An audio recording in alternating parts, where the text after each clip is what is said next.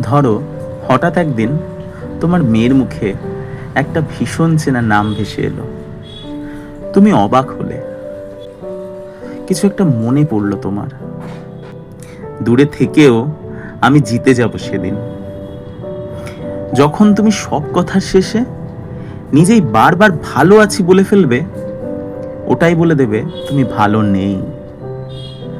তখনও তখনও আমিই জিতে যাব আবারও। আসলে বারবার হারতে হারতে জেতার আনন্দটাই মানুষ ভুলে যায়। তবে এতদিন তোমাকে জিততে দেখে আমি যতটা আনন্দ পেয়েছি, আজকে এই জিতে যাওয়ার পরেও বরং দুঃখই পেলাম বেশি। আচ্ছা, আমার দুঃখগুলোর কি দাম থাকতে নেই কোনো?